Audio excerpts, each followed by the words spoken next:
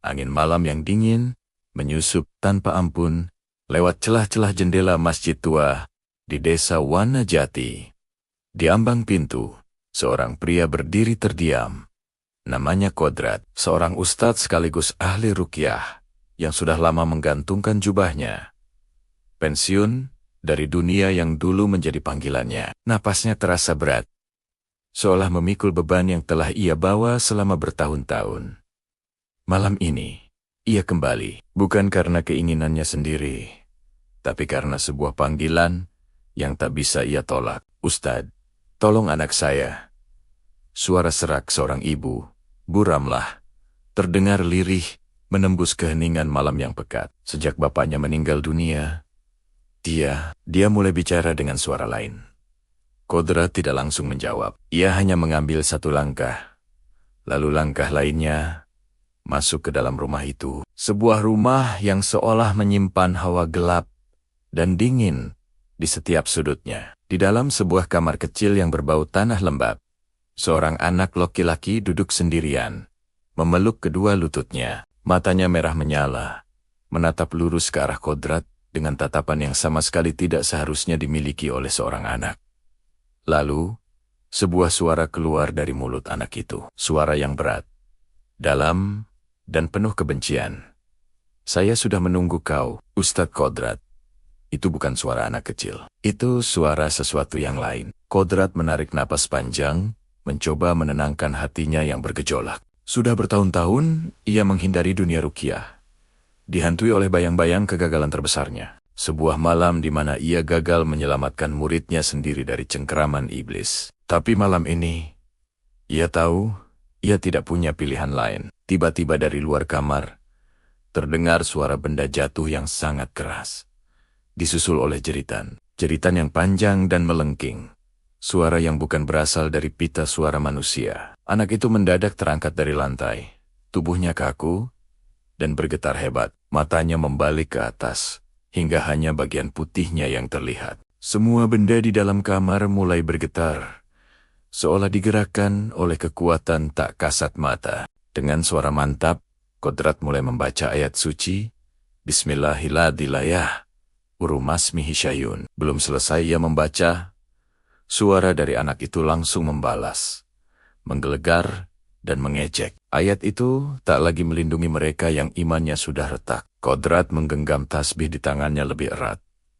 Iblis ini tahu rahasianya. Ia tahu kelemahan yang selama ini ia sembunyikan rapat-rapat. Dosa yang ia pikir sudah berhasil ia kubur dalam-dalam. Setelah melakukan ruqyah sementara untuk menenangkan situasi, Kodrat berbincang dengan Bu Ramlah. Dari penuturan ibu yang ketakutan itu, terungkaplah sebuah cerita. Ternyata, suaminya, almarhum Pak Jaya, adalah seorang penjaga hutan desa. Sebelum meninggal dunia secara mendadak, ia menemukan sebuah gua tua yang dipenuhi ukiran-ukiran aneh dan menyeramkan. Dan sejak Pak Jaya membawa pulang sebongkah batu hitam legam dari gua itu, anak mereka satu-satunya mulai berubah. "Batu itu ada di dapur," bisik Bu Ramlah dengan tubuh gemetar. Kodrat segera menuju dapur dan menemukan batu itu. Bentuknya aneh, permukaannya dingin, dan tidak wajar. Begitu ujung jarinya menyentuh batu itu, telinganya langsung dipenuhi oleh bisikan-bisikan jahat yang menusuk. "Kau gagal menyelamatkannya dulu. Kau akan gagal lagi." Kodrat terkesiap. Itu suara yang sama. Suara iblis yang sama yang bertahan-tahan. Lalu telah merenggut nyawa murid kesayangannya. Kini ia kembali, menggunakan tubuh anak yang tak berdosa ini sebagai wadahnya. Malam semakin pekat, seolah ikut menelan harapan. Rumah itu mulai berguncang hebat. Lampu-lampu pecah satu persatu, menyisakan kegelapan yang mencekam. Bayangan-bayangan hitam bergerak liar di dinding, memanjang dan merambat seperti akar pohon yang kelaparan. Di tengah ruang tamu, anak itu kini berdiri, tersenyum dengan mulut yang tertarik terlalu lebar, memperlihatkan senyuman yang mengerikan. Tiba-tiba, dari arah belakang Kodrat, sebuah suara yang sangat familiar terdengar. "Ustadz, tolong saya." Itu suara Pak Jaya, suara suami Bu Ramlah.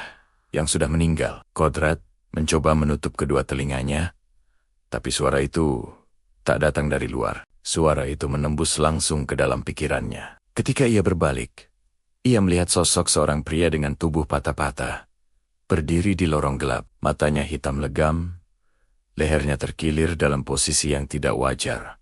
"Bawa anakku kembali," bisik arwah itu.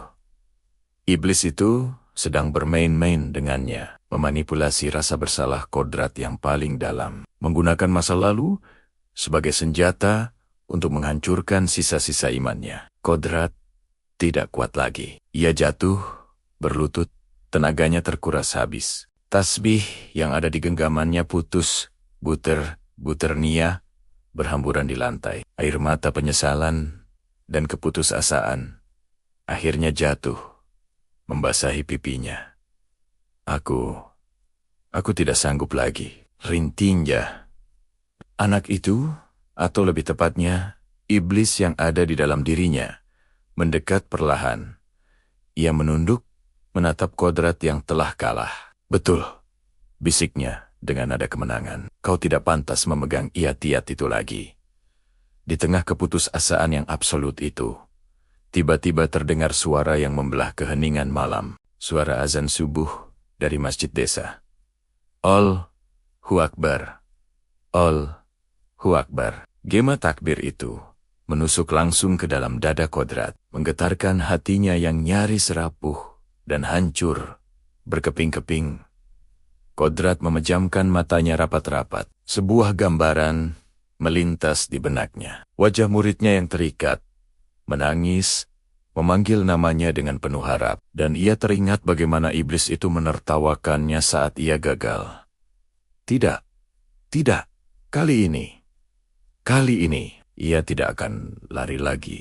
Dengan sisa tenaga yang ada, Kodrat bangkit berdiri. Tubuhnya gemetar, tapi tekadnya membara. Ia mendekati anak itu, yang tubuhnya kini mulai melayang sedikit di atas lantai. "Aku memang pernah gagal," ujar Kodrat dengan suara yang bergetar namun tegas. Tapi rahmat Allah tidak pernah gagal.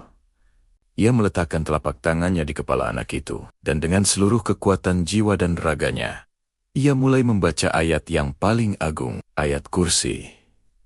Seketika, seluruh ruangan berguncang dengan dahsyat. Jeritan iblis itu begitu keras, hingga memecahkan semua kaca di rumah itu. Benda-benda berterbangan ke segala arah, dan udara terasa panas seperti terbakar. "Allahu la ilaha illahual Ayul Qayyum." Suara Kodrat semakin keras, mengalahkan suara gemuruh di sekitarnya. Tubuh anak itu mengejang hebat. Sebuah bayangan hitam pekat keluar dari mulutnya, meronta-ronta seperti asap hidup yang ingin melarikan diri, tapi terikat oleh kekuatan ayat-ayat Allah. "Kau bukan milik anak ini," teriak Kodrat dengan lantang, "dan kau tidak berhak atas jiwa siapapun." Iblis itu menjerit untuk terakhir kalinya. Jeritan yang panjang dan menyakitkan sebelum akhirnya lenyap, seolah terbakar oleh cahaya yang tak terlihat. Anak itu pun jatuh lunglai ke dalam dekapan Kodrat.